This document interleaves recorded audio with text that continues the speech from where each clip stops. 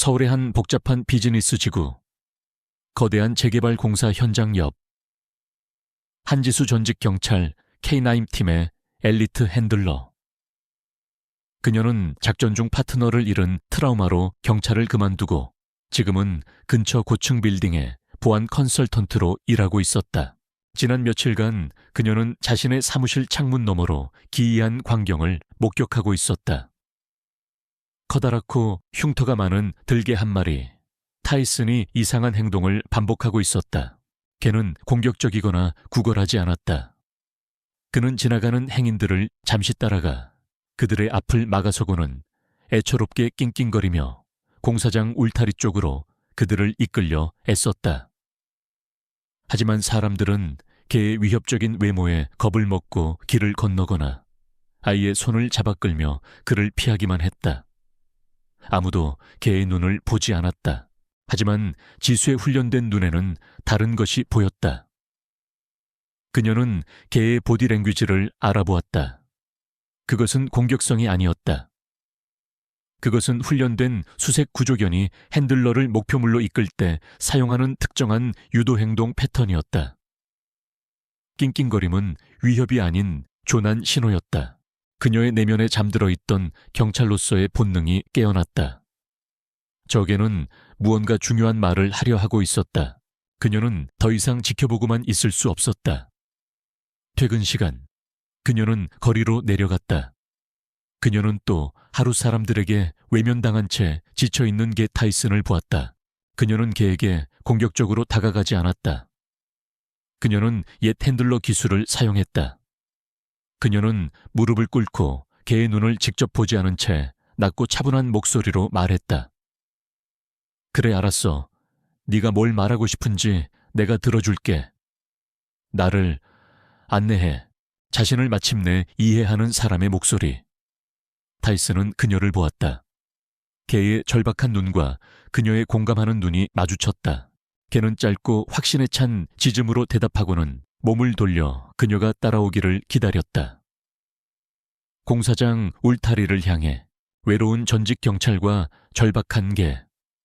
그들의 위험한 조사는 이제 막 함께 시작되려 하고 있었다.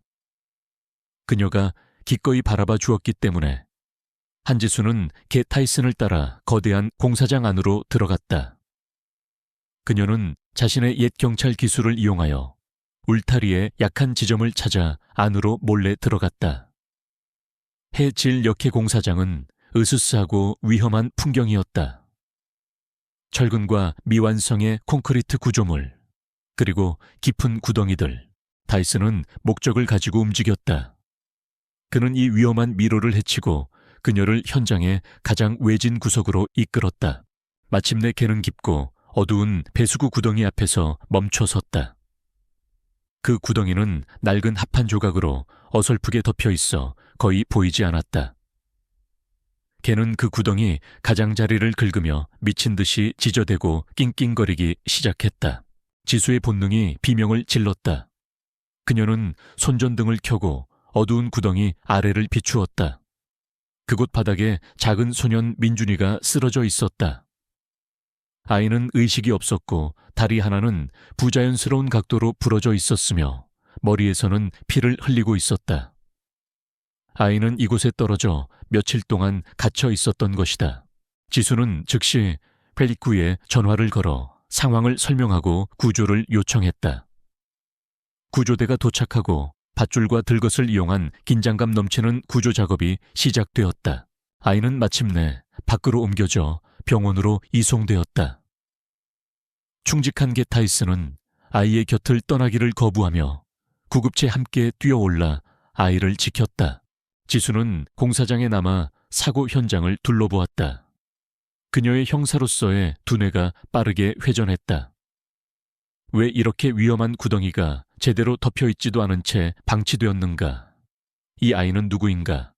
그리고 저 들개는 어떻게 아이가 이곳에 있다는 것을 알고 그토록 헌신적이 되었는가? 이것은 단순한 사고가 아니었다.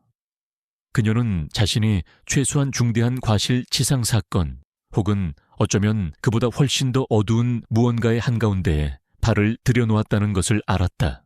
미스터리는 이제 피해자를 찾았다. 그리고 그녀는 이제 범인을 찾아야만 했다.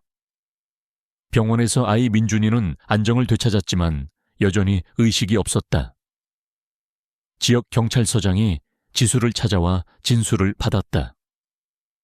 그의 태도는 처음부터 모든 것을 덮으려는 듯했다.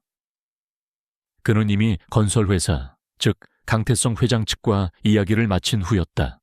회사의 공식적인 입장은 아이가 무단 침입했으며 그 추락은 비극적이지만 안타까운 사고일 뿐이라는 것이었다. 그들은 아이의 가족에게 약간의 위로금을 전달하겠다고 했다. 경찰서장은 이 이야기를 그대로 받아들이고 사건을 종결하려 했다. 그는 외부인인 지수에게 더 이상 문제를 일으키지 말라고 경고했다. 지수는 분노했다. 그녀는 이것이 은폐라는 것을 알았다. 덮개도 없는 구덩이는 단순한 사고가 아니라 명백한 중과실이자 범죄였다. 그녀는 자신만의 조사를 시작했다. 그녀는 공사장의 인부들을 만나 이야기하려 했지만 거대한 침묵의 벽에 부딪혔다. 그들은 일자리를 잃을까 두려워하거나 이미 돈을 받고 입을 닫은 후였다. 한편 강태성 회장은 그 성가신 전직 경찰 출신 보안 컨설턴트가 여전히 사고에 대해 묻고 다니고 있다는 보고를 받았다. 그는 짜증이 났다. 그는 자신의 오른팔에게 그녀를 처리하라고 지시했다. 그 여자 그냥 돈 몇 푼 쥐어주고 쫓아버려. 계속 성가시게 굴면 다른 방법을 쓰고 지수는 막다른 골목에 다다른 듯했다.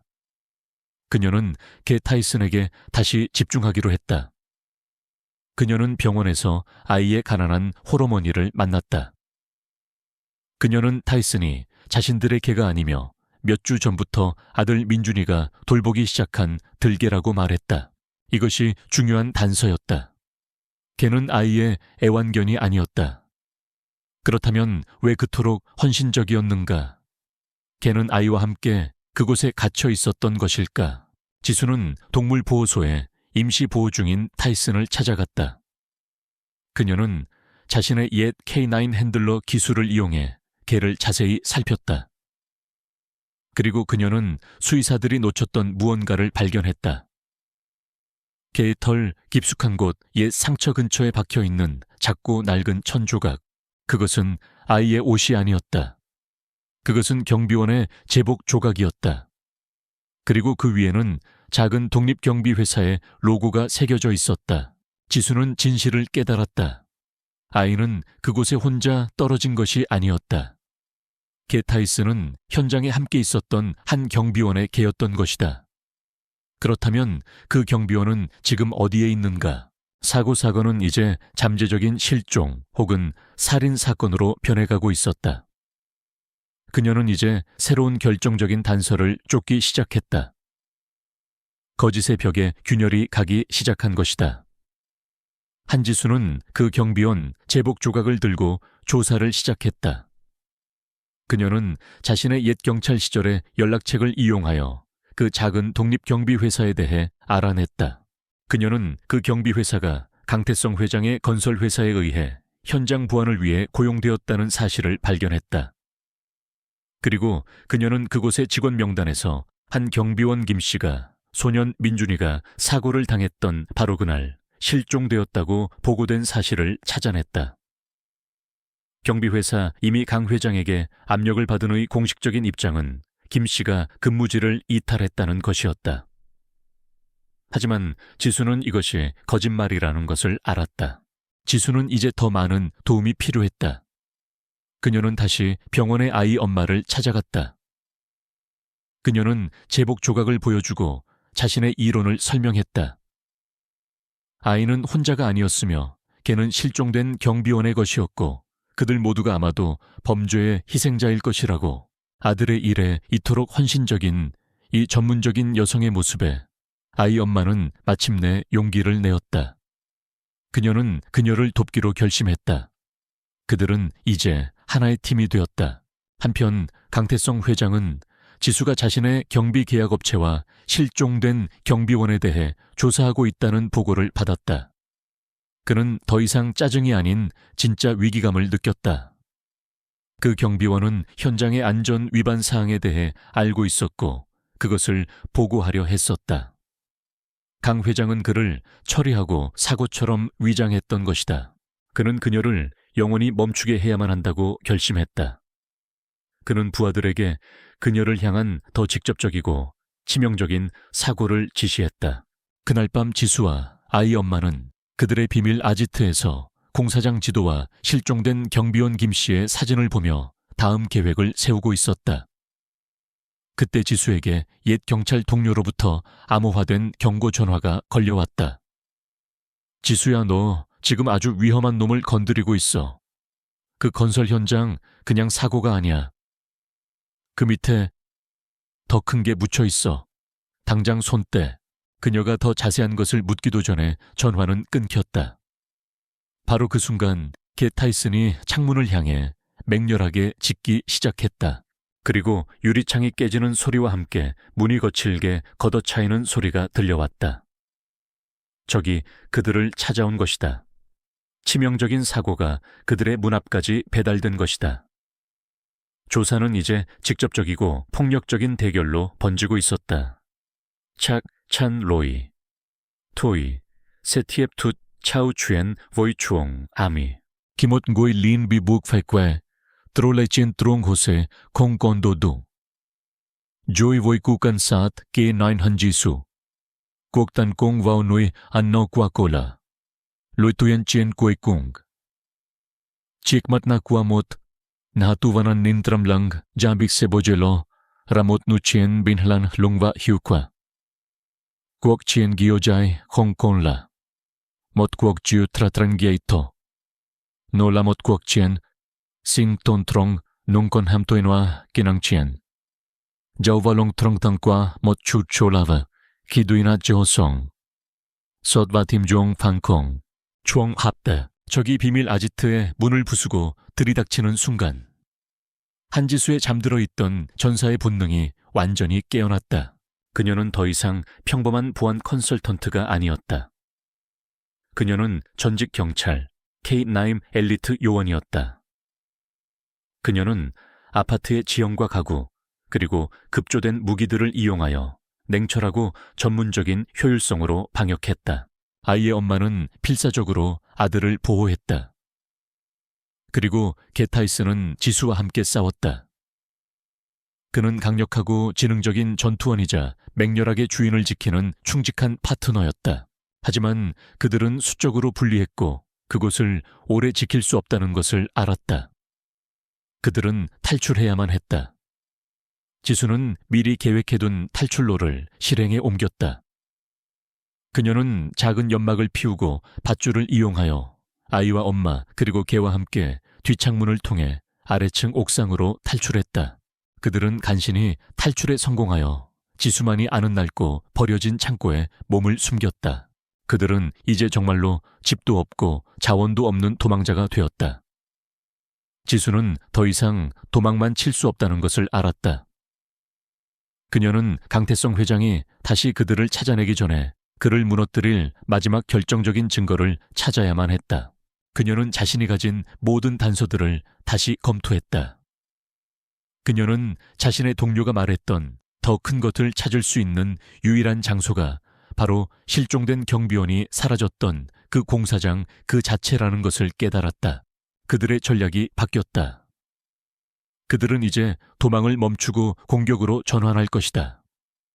그들의 목표는 거대하고 위험한 공사장 부지내에 위치한 건설 회사의 현장 사무실. 그녀는 그곳의 금고안에 조작되지 않은 원본 안전 위반 보고서와 실종된 경비원에게 무슨 일이 일어났는지에 대한 증거가 들어있을 것이라고 확신했다. 지수와 아이 엄마, 그리고 이제는 의식을 되찾은 민준이, 그리고 겟 타이슨은 공사장의 지도를 내려다보고 있었다. 그들은 잠입을 계획하고 있었다. 저기가 모든 것의 시작이자 끝이 될 장소야.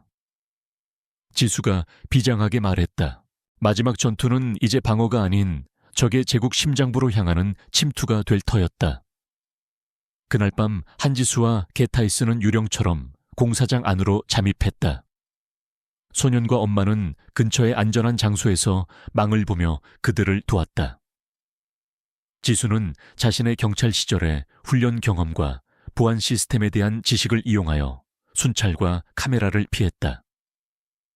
타이슨은 그림자처럼 그녀의 곁에서 움직이며 숨어있는 경비원들을 감지하여 그녀에게 경고했다. 마침내 그들은 현장 사무실에 도달했다.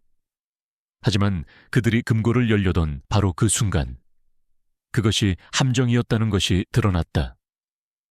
강태성 회장과 그의 경호실장이 그들을 기다리고 있었다. 사무실의 좁은 공간 안에서 무자비하고 격렬한 근접전이 벌어졌다. 지수와 타이슨은 강력한 회장과 그의 경호실장을 상대로 싸워야만 했다. 그들은 강력한 팀이었다. 지수는 자신의 격투 기술을 사용했고 타이슨은 맹렬한 충성심으로 싸웠다. 싸움이 한창일 때 지수는 미리 계획해둔 대로 사무실의 화재 경보기를 작동시켰다. 경보음은 공사장에 혼란을 가져왔고 동시에 부패하지 않은 진짜 소방서와 경찰서에 자동으로 신고를 했다. 사이렌 소리가 가까워져 오자 강 회장은 패닉에 빠졌다. 그는 마지막 발악으로 금고와 그 내용물을 파괴하려 했다. 마지막 절박한 사투. 그 과정에서 금고가 넘어지며 열렸다. 그 안의 내용물들이 쏟아져 나왔다. 조작되지 않은 원본 안전 보고서 조작된 회계 장부, 그리고 실종된 경비원 김 씨에게 무슨 일이 있었는지에 대한 모든 세부 사항이 담긴 파일. 그는 살해당하여 건물 기초 아래에 묻혀 있었던 것이다. 바로 그때 경찰과 소방관들이 사무실로 들이닥쳤다. 그들은 놀라운 광경을 목격했다. 영웅적인 CEO 강태성이 들개 타이슨에게 제압당해 있었다. 그리고 전직 경찰 한지수가 그를 내려다보며 결정적인 증거를 손에 쥐고 있었다. 강태성 회장은 현장에서 즉시 체포되었다. 거짓과 시체 위에 세워졌던 그의 제국은 무너져 내렸다. 전투는 이겼다. 진실은 드러났다. 정의는 이제 손에 닿을 거리에 있었다. 몇 달 후, 강태성 회장과 그의 부패한 제국은 그들이 손에 넣은 결정적인 증거 앞에서 완전히 무너졌다. 그는 살인 음모 그리고 거대한 건설 비리 등의 혐의로 종신형을 선고받았다. 살해당했던 경비원 김 씨의 시신은 수습되어 명예로운 장례를 치렀다. 그리고 그의 범죄적인 부실 공사들은 전면 재조사를 받게 되었다. 한지수는 영웅이 되었다. 경찰은 그녀에게 새로운 특별 수사팀을 이끌어달라며 파격적인 조건으로 복직을 제안했다. 하지만 그녀는 거절했다. 그녀는 자신만의 새로운 소명을 찾았다. 그녀는 K9 유닛과 현장 안전을 전문으로 하는 자신만의 보안 컨설팅 회사를 설립했다. 다시는 이와 같은 비극이 일어나지 않도록 막기 위해서였다. 소년 민준이는 완전히 회복되었다. 그의 어머니는 소송을 통해 받은 거액의 보상금으로 안정적인 삶을 되찾았다. 그들은 지수와 아주 가까운 친구이자 가족이 되었다. 영웅견 타이슨은 물론 지수에게 입양되었다. 그는 그녀의 새로운 회사의 공식적인 마스코트이자 최고의 직원이 되었다. 이야기의 마지막 장면. 지수의 새로운 보안회사 개업식. 작지만 희망에 찬 행사였다. 민준이와 그의 어머니가 귀빈으로 참석했다. 아이의 엄마가 마지막으로 지수에게 감사를 표했다. 지수 씨가 아니었다면 우리 민준이는, 그리고 진실은 영원히 묻혔을 거예요. 지수는 이제 환하게 웃으며 타이슨과 놀고 있는 아이를 보았다. 그녀는 평화로운 미소를 지었다. 아니에요. 우리 모두가 함께 해낸 거예요. 특히 저 녀석이요. 그녀는 걔를 보며 말했다. 이야기는 성공하고 원칙을 지키는 새로운 CEO가 된 지수와 용감한 소년과 그의 어머니, 그리고 이 모든 것을 시작하게 한 충직한 개 타이슨의 모습으로 끝이 난다. 그들은 정의를 위한 싸움 속에서 맺어진 새로운 종류의 가족이었다. 외면당했던 전직 경찰은 자신의 목소리와 목적을 찾았다. 희생자였던 소년은 안전과 영웅을 찾았다. 그리고 들개는 집과 새로운 임무를 찾았다.